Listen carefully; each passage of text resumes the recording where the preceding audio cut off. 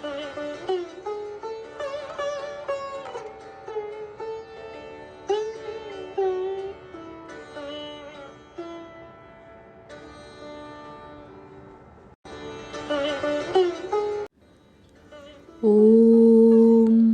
यथाग्नेर्दाहिका शक्ति रामकृष्णे स्थिता हिया सर्वविद्यास्वरूपां तां शारदां প্রণমাম্যহম।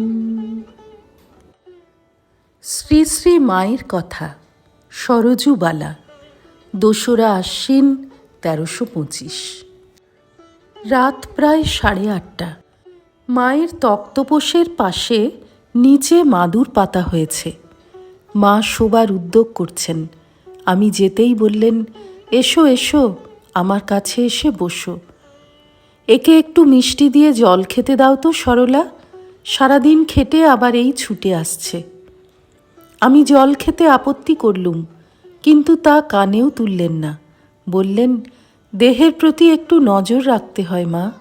সুমতি ৩ ছেলের মা হয়েই যেন বুড়ি হয়ে গেছে। মা তাঁর আমবাতের কথা তুলে বললেন, এ কি হলো মা? লোকের হয় যায়, আমার যেটি হবে সেটি আর যেতে চায় না। ঠাকুর যে বলতেন, যত লোকে রোগ শোক দুঃখ তাপ নিয়ে কত কি করে এসে ছোঁয়ে, সেই সব এই দেহে আশ্রয় করে। তা ঠিক মা, আমারও বোধ হয় তাই হবে। ঠাকুরের তখন অসুখ। কে সব ভক্তেরা মায়ের ওখানে পুজো দেবে বলে জিনিসপত্র এনেছিল। তা ঠাকুর কাশীপুরে জেনে সেই সব ঠাকুরের কাছেই ভোগ লাগিয়ে প্রসাদ পেলে। ঠাকুর বলতে লাগলেন, দেখেছ কি অন্যায় করলে? জগদম্বার জন্যে এনে এখানেই সব দিয়ে দিলে। আমি তো ভয়ে মরি, ভাবি এই অসুখ, কি জানি কি হবে। এ কি বাপু, কেন ওরা এমন করলে? ঠাকুরও তখন বারবার তাই বলতে লাগলেন।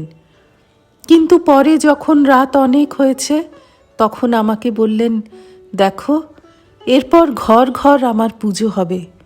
পরে দেখবে একেই সবাই মানবে, তুমি কোনো চিন্তা করো না। সেই দিনই আমার বলতে শুনলুম। কখনো আমার বলতেন না, বলতেন এই খোলটার, বা আপনার শরীর দেখিয়ে এই এর। সংসারে কত রকমের লোক সব দেখলুম। ত্রৈলোক্য আমাকে 7টি করে টাকা দিত। ঠাকুর দেহ রাখার পর দিনু খাজাঞ্চি ও অন্য সকলে লেগে ওই টাকাটা বন্ধ করলে। আত্মীয় যারা ছিল তারাও মানুষ বুদ্ধি করলে ও তাদের সঙ্গে যোগ দিলে। নরেনও কত বলেছিল, মায়ের ও টাকাটা বন্ধ করো না, তবু করলে। তা দেখো, ঠাকুরের ইচ্ছায় অমন কত 7 গণ্ডা এলো গেল। দিনু ফিনু সব কে কোথায় গেছে। আমার তো এ পর্যন্ত কোনো কষ্টই হয়নি। কেনই বা হবে? ঠাকুর আমাকে বলেছিলেন, আমার চিন্তা যে করে সে কখনো খাওয়ার কষ্ট পায় না। ঠাকুরের দেহ রক্ষার পর তাঁর সব ভালো জিনিসপত্র, বনা তালুয়ান জামা কারা নেবে এই কথা নিয়ে গোল বাঁধে। তা ওসব হলো ভক্তদের ধন, তারা ওসব চিরকাল যত্ন করে রাখবে। তারাই শেষে ওই সব গুছিয়ে নিয়ে বাক্সে পুরে বলরামের বৈঠকখানায় এনে রাখলে। কিন্তু মা, ঠাকুরের কি ইচ্ছা, সেখান থেকে চাকরদের কে চাবি দিয়ে খুলে তার অনেকগুলি চুরি করে নিয়ে বিক্রি করে ফেললে। কি কি করলে? তা ওসব কি বৈঠকখানায় রাখতে হয়? বাড়ির ভিতরে নিয়ে রাখলেই পারত। তাঁর ব্যবহারের জিনিসপত্র আর জামা কাপড় যা বাকি ছিল তা এখন বেলুড় মঠে আছে।